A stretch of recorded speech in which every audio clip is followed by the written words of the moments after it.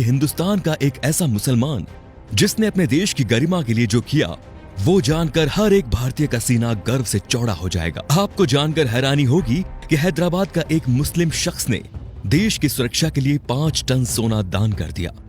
मीर उस्मान अली दुनिया के सबसे अमीर इंसान थे।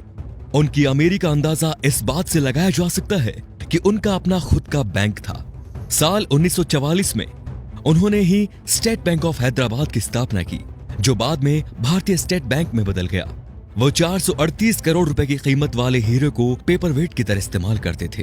मीर उस्मान अली के पास इतनी दौलत थी कि वो अंबानी जैसे सैकड़ों लोगों को खरीद सकते थे। उनके पास 236 अरब डॉलर के करीब संपत्ति थी। एक वक्त था जब दुनिया के सबसे अमीर इंसान थे मीर उस्मान। साल 1937 में टाइम्स मैगजीन ने उन्हें कवर पेज पर जगह दी। ये इतिहास में पहली बार था जब किसी भारतीय को आजादी से पहले ही नियर ऑफ द वर्ल्ड का रिकॉर्ड दे दिया गया। पूरी दुनिया के सबसे अमीर उस्मान अली ने एक वक्त इटली और इंग्लैंड से भी बड़ी रियासतों पर राज किया। वो हैदराबाद के नवाब महबूब अली खान के बेटे थे। आजादी से पहले तक वो हैदराबाद के निजाम रहे और फिर जनवरी 1950 को हैदराबाद के पहले राज्य प्रमुख बने। मीर उस्मान अली भारतीय इतिहास में सबसे ज्यादा दान देने वाले शख्स हैं। साल 1962 में भारत चीन युद्ध के वक्त मीर उस्मान ने भारतीय सरकार को 5 टन सोना दिया था, जो कि किसी भी शख्स द्वारा दिया गया अब तक का सबसे बड़ा दान है।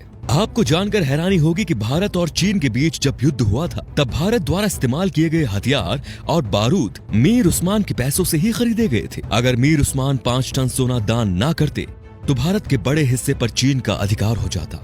मीर उस्मान द्वारा दान किए गए सोने को लेने मौजूदा प्रधानमंत्री लाल बहादुर शास्त्री खुद हैदराबाद गए थे। ये भी जान लीजिए दोस्तों कि मीर उस्मान अली ने ही भारत के पहले हवाई अड्डे का निर्माण करवाया। उस्मानिया यूनिवर्सिटी हैदराबाद की स्थापना भी मीर उस्मान ने ही की थी, जो आज भारत की सबसे बड़ी यूनिवर्सिटीज में से एक है। उस्मान अली ने दान देते वक्त कभी किसी का मजहब नहीं पूछा।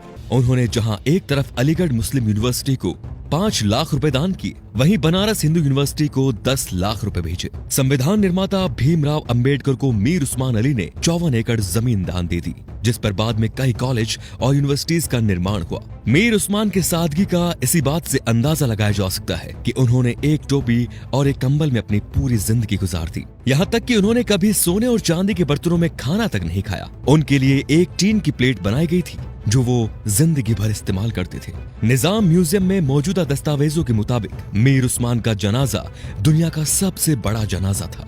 मीर उस्मान अली कहा करते थे कि जब तक निजाम जैसा मुसलमान जिंदा है, इस धरती की तरफ कोई आंख उठाकर भी नहीं देख सकता।